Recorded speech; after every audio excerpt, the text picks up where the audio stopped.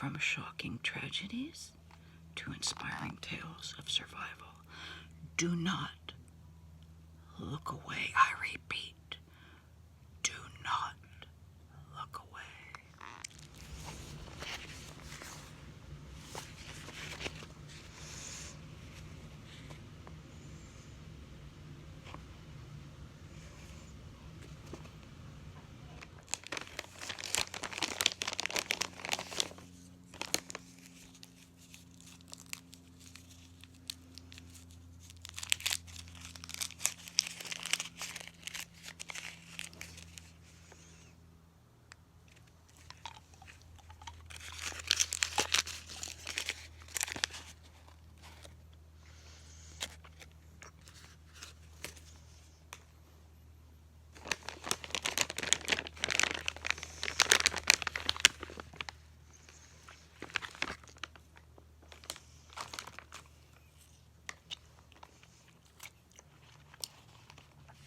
Hey, you guys, let's do another true crime spooky story tonight.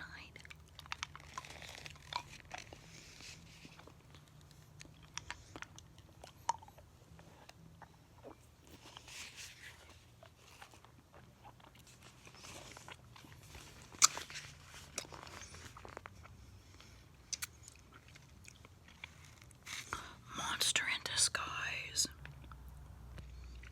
Oh, wrong one.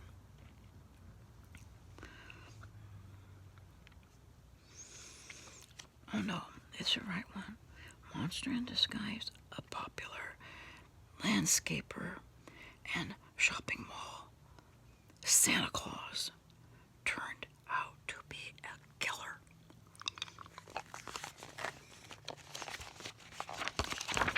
This is from my true crime storybook. Remember that?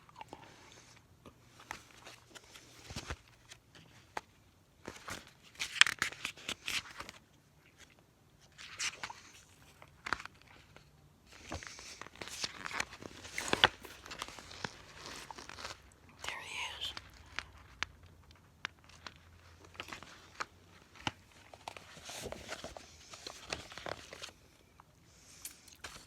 Monster in disguise. Canada's Killer Santa. A popular Toronto landscaper and sometimes a shopping mall Santa Claus led a double life as a murderer, stalking Toronto's gay community and hiding his victims' remains in clients' lawns and planter beds. Oh my goodness.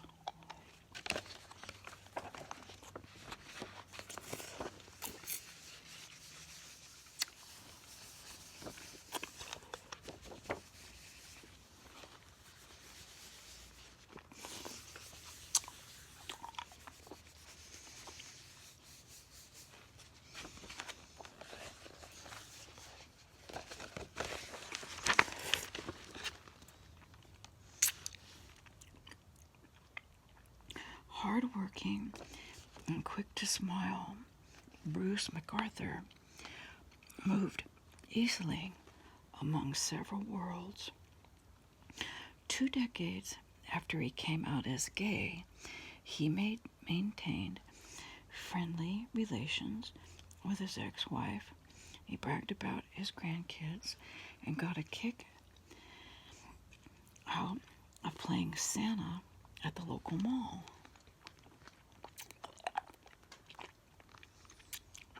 He made his living tending lawns and gardens of wealthy clients in some of Toronto's most affluent neighborhoods, and at the same time helped the less fortunate by offering day work to struggling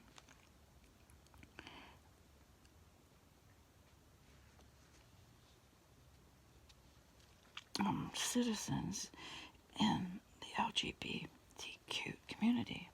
According to one business acquaintance, MacArthur lived up to the well-chosen name of his landscaping company, Artistic Designs. He was a bit of an artist himself. Matthew McKinnon told People magazine he took great pride in the massive stone planters with artful floral arrays that had become his signature. His customers raved about his plantings. McKinnon recalled, they would stand with him in front of them and admire them. But as they praised his handiwork, only MacArthur knew the horrors within. Shocked disbelief greeted the news of the landscaper's arrest for murder in 2018 and the revelation by the police that he had used artistic design planners to conceal body parts of the men that he had killed, dismembered and buried in potting soil. The remains of 8 men, most of them Middle Eastern and South Asian immigrants who had gone missing since 2010, were found in a number of MacArthur's planners, as well as in a ravine behind the home of elderly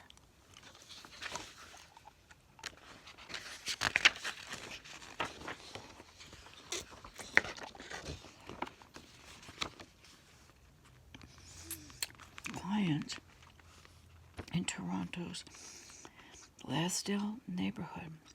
For 10 years, Karen Fraser and her husband had done MacArthur a favor, allowing him to use a garage to store his landscaping equipment in exchange for free gardening services.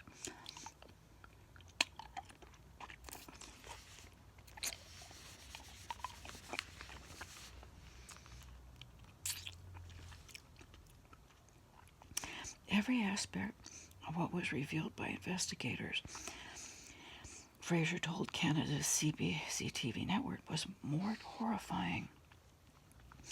The full extent of his crimes only became clear a year later when MacArthur, then age 67, pleaded guilty to 8 counts of first-degree murder and was sentenced to life in prison without the possibility of parole for 25 years by Ontario Superior Court Judge Sean McMahon. Describing the killings as pure evil, McMahon said that MacArthur strangled victims after luring them to his apartment in a sleek high-rise on the pretext of consensual sex. Before dismembering his victims, MacArthur carried his artistic flair to perverse extremes, posing their corpses and photographing them.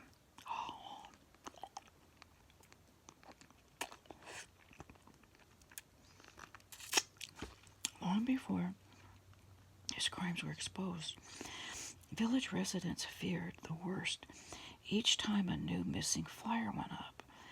We told police we thought it was a serial killer. Community activist Alfonso King Jr. told People magazine, and they flat out told us no way. Police did not launch an investigation. Police did launch an investigation 2 years after the first of the murder victims disappeared in 2010. But the search was abandoned in 2014 as Toronto Police Service Detective Sergeant Hank Nsinga told People magazine, we couldn't establish whether these missing gentlemen had met with any foul play.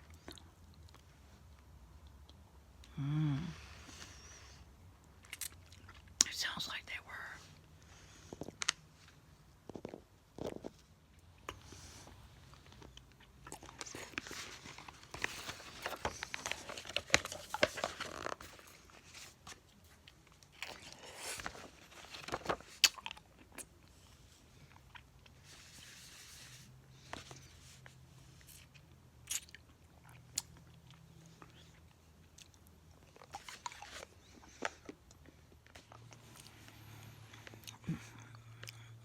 MacArthur, of course, had seen to that. Despite a 2001 conviction for beating a male sex worker, he was sentenced to counseling, and a reported 2016 claim he had tried to strangle a man during sex. He eluded suspicion in part because the sexagenarian grandfather fit into no familiar serial killer profile. It was only in 2017, when his friend Andrew Kinsman, age 49, disappeared, that MacArthur became a prime suspect. When police arrested him, they found a man alive and tied to the same bed where the killer had posed victims. It was revealed 2 years later MacArthur's guilty pleas averted a trial to the relief of some victims' families, but it brought no closure for the client, whose property he turned into a burial ground. "I'm not big on forgiveness," Fraser said. "Terrible things were done." Here's the victims.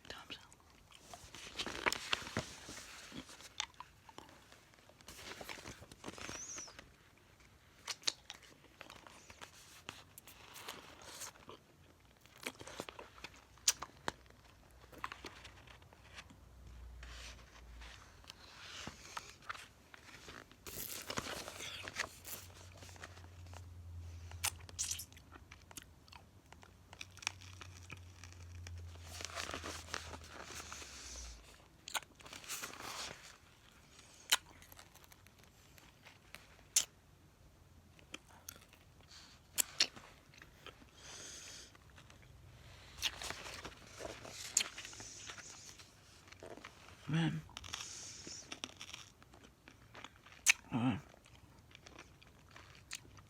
With his down-to-earth style, MacArthur seemed approachable. The flashiest thing he owned was a leaf blower, said a colleague. Here he is, the serial killer, right there. MacArthur.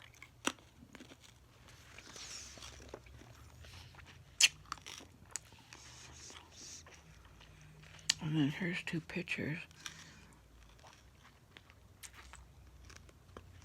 above. Is everybody here has a story of crossing paths with Bruce, the gay activist Alfonso King Jr. said of MacArthur. Forensic experts worked under tents with heaters to thaw frozen planters and artistic designs. Customers' home, where the remains of 7 victims were found. Right there.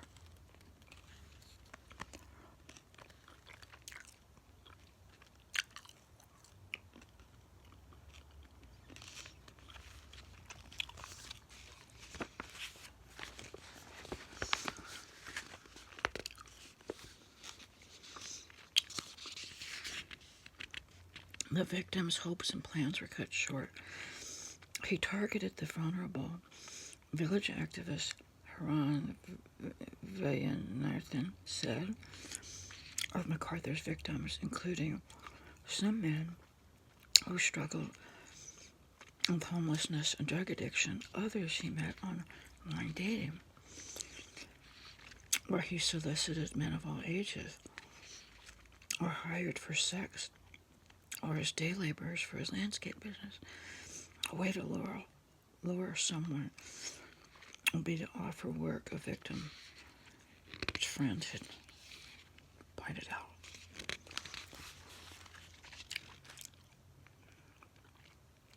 One, two, three, four. So 8 men between the ages of 37 to 50.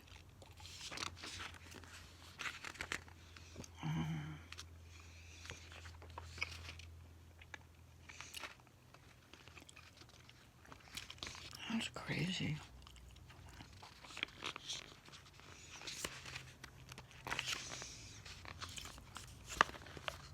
Now I'm gonna be scared every time I go to a Santa Claus mall.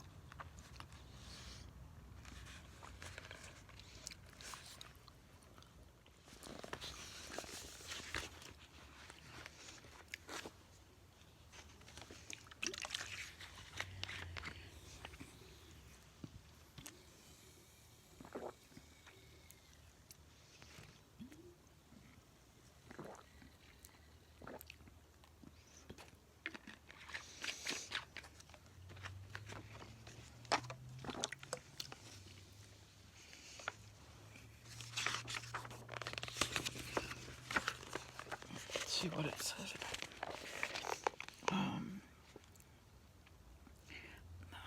Skanda Harden was a Sri Lankan native.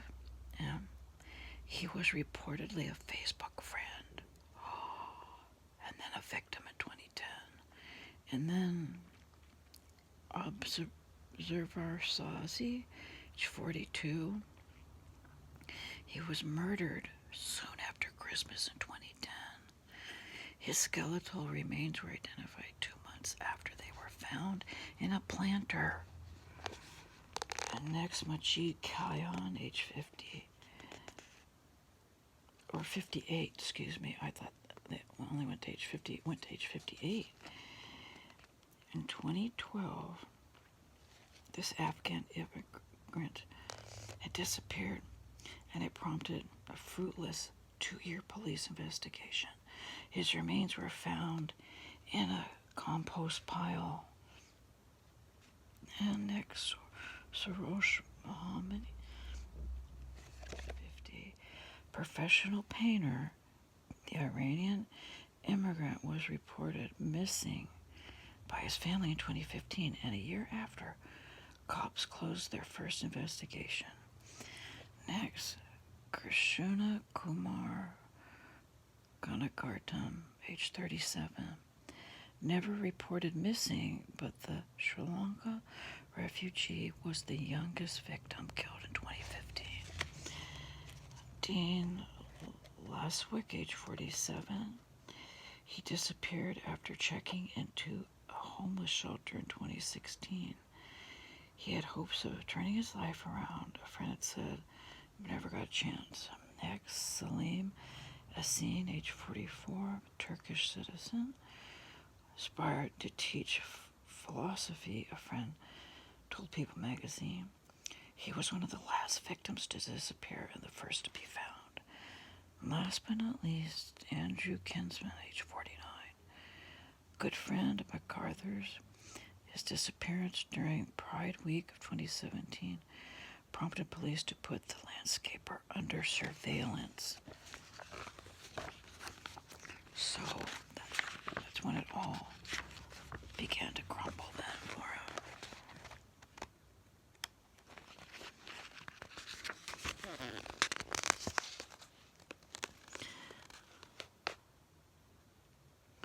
They're hauling away evidence in planters. He planted his stuff in plant soil and planters. And then on weekends he would go play Santa Claus.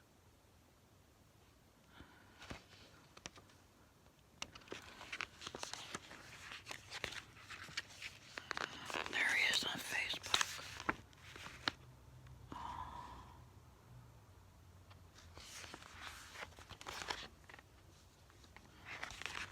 Thanks for watching.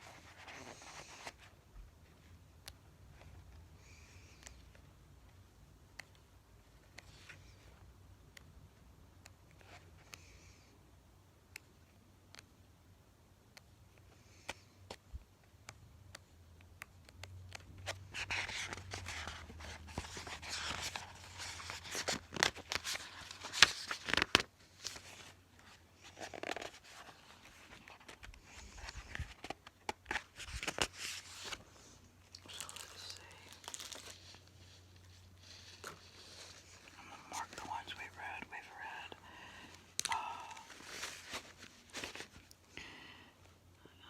Husband, other murderer, read that one. Today we read A Monster in Disguise.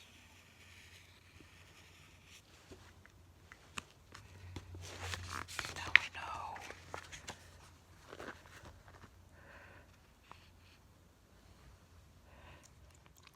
Special edition True Crime Stories. The most talked about cases, from shocking tragedies to inspiring tales of survival. Do not look away, I repeat.